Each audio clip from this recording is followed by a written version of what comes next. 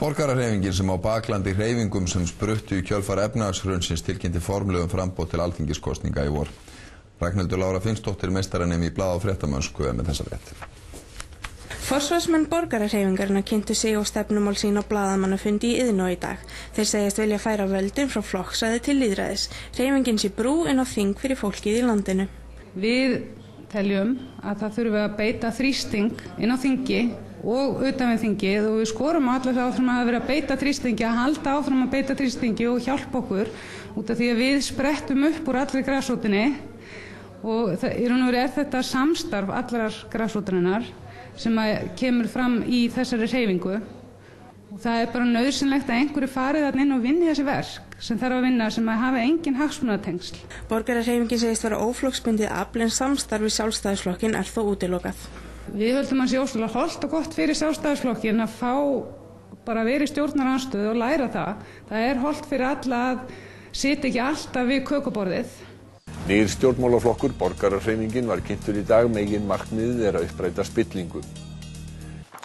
Við viljum uppræta spillingu, segja frambjóðendur Borgarahreyfingarinnar sem hyggjast bjóða sig fram til Alþingis í kosningum í vor.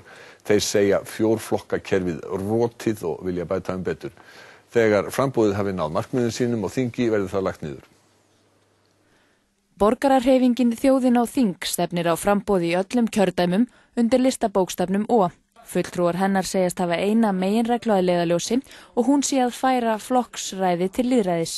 Við erum bara alls konar fólk, við erum bara venjulegir borgarar í þessu landi sem viljum láta heyra í okkur. Við erum að horfa hér fram á það að missa hér fullt af fólki út í landi, að verði hér stórfelldir þjóðflutningar, að við séum að steypa okkur í ofboðslegar stjarnfræðilegar skuldir og við erum ekki að ráða við eitt eða neitt. Á hvorum væng stjórnmálanna má staðsetja ykkur? Við erum ekki staðsetja einu væng. Við ætlum að fara í það að uppræta spillingu. Við ætlum okkur að fara í breytingar sem að fjórflokkurinn sýnist ekki ætla að gera. Stjórnmálamenn hafa mist svolítið traust sitt í dag og það er erfitt að treysta. Það er fullt af fólki þarna úti sem að líður illa, hefur farið illa út úr þessu og það veit ekki hvort fótinn á að stíga. Það hefur ekki haft tíma til umhugsunar eða til þess að vega og meta hlutina. Fólk er í svona hálfgerðu sjokk ástandi, það er í áfalli, við viljum fara alla leið, við viljum gera þessar róttæku breytingar og fara í þær strax og vinna hratt. Stjórnlagaþing strax í haust og endurskoðun á stjórnarskrá, breyta kosningalögum og fara í þennan aðgerðapakka fyrir heimilin. Við viljum afnema verðtryggingu, við viljum fara í þessi mál sem að brenna á fólki, sem að skiptir fólk verulegu máli. Fólkið á heimtingu á að fá okkur skýr svör, okkur skýran valkost sem að ætla sér að fara í þessar breytingar í alvörunni. Nánar verður fjallað Borgarahreyfinguna í Kastljósi strax að loknum fréttum. Nýtt framboð Borgarahreyfingarinnar var kynnt í dag en aðstandendur þess leggja höfuðáherslu á lýðræðis endurbætur og segja breytingar á stjórnarskrá nauðsynlegar. Helgi hitti Baldvin Jónsson, einn frambjóðanda hins nýja stjórnmálaafls í dag. Baldvin, þetta framboð Borgarahreyfingarinnar sem það kynna hérna í dag, hver er í sem stystu máli munurinn á þessu framboði og fjórflokknum sem þið hafið talað svo mikið sem eru þessir hefðbundnu stjórnmálaflokkar sem að þjóðin þekkir jú víst öll? Meginmunurinn kannski er sá að við ætlum okkur ekki að sitja á Alþingi sem stjórnmálaflokkur til langs tíma. Við erum hreyfing fólk sem kemur úr mismunandi áttum, mjög þverrpólitísk, með afskaplega mismunandi afstöðu til margra af þessum hefðbundnu málum. Meginmunurinn á okkur er kannski sá að við höfum þennan einlæga vilja, við viljum breytingar og ákveðnar breytingar á lýðræðismálum sem að við teljum að fjórflokkurinn mun ekki vilja keyra í gegn. Megin stefnumál okkar eru þessi að við viljum innleiða hugmyndina þjóðaratkvæðagreiðslu. Við viljum að þjóðin fái vald í hendurnar aftur. Við trúum því að núverandi kerfi sé flokksræði en ekki lýðræði. Allir vita hvað er búið að gá undanfarið og við upplifum mjög sterkt þetta algjörlega getuleysi einhvern veginn að grípa inn í. Það eina sem við gátum gert var að standa öskrandi niður í bæ með potta og pönnur og eitthvað í höndunum að berja saman. Öskrandi vanhæf ríkisstjórn. Hugmyndin þjóðaratkvæðagreiðslu er ekkert eitthvað sem er verið að finna upp. Þetta er þekkt í mjög mörgum nágrannalöndum okkar. Það sem ég hef helst heyrt af áhyggjuröddum gagnvart þessu er að fólk óttist það að þurfa stanslaust og sífellt að vera að setja sín í mál og kjósa hægri vinstri eitthvað hverri viku eða hvernig sem það er. Reynslan í nágrannalöndunum er svo að þetta er almennt ekki mikið notað. Þetta er fyrst og fremst verkfæri til þess að gera þeim sem sitja á þingi og starfa til þess að veita þeim aðhald. Þetta er fyrst og fremst verkfæri til þess að veita þeim aðhald.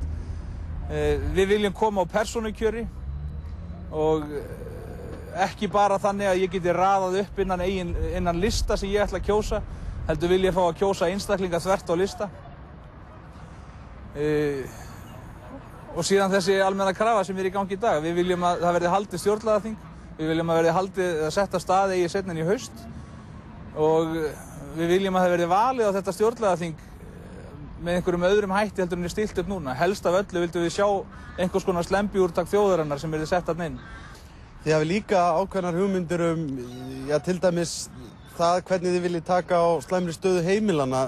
Þið talið að spóla tilbaka aftur í tímann þar, eða? Já, við setjum fram þessa hugmynd að færa einfaldlega viðmið verðtryggingarinnar handvirkt aftur til janúar 2008. Við veljum janúar 2008 vegna þess að samkvæmt upplýsingum sem er í umræðinni í dag, þá virðist að hafa legið fyrir þá þegar hvert stemdi. Þjóðin fékk ekki upplýsingar það, en bæði atvinnumennirnir á vettvangi og ráðamenn virðast hafa vitað að því þá hvert stemdi. Okkur þykir eðlilegt að fjölskyldur sem í janúar 2008 stóðu fyllilega undir þeim skuldbindingum sem þær höfðu tekið á sig sem leikmenn. Okkur þykir eðlilegt að færa markið aftur til þessa tíma. En þetta er kannski eitthvað sem að mönnum þykir sanngjarnt, en er þetta gerlegt? Já, þetta er ekkert mál.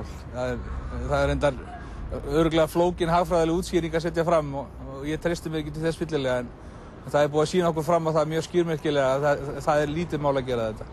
Þið viljið að það verði farið í samningaviðræður við Evrópusambandið og að verði beitt þjóðaratkvæðagreiðslu þann samninga? Já, það er náttúrulega í dag stjórnarskrárbundin og þegar að það er ekki hægt að taka ákvörðun svoleiðis mál öðruvísi en framfarið þjóðaratkvæðagreiðsla. Okkur þykir hins vegar undarleg þessi tregða við að fara af stað í aðildarviðræður.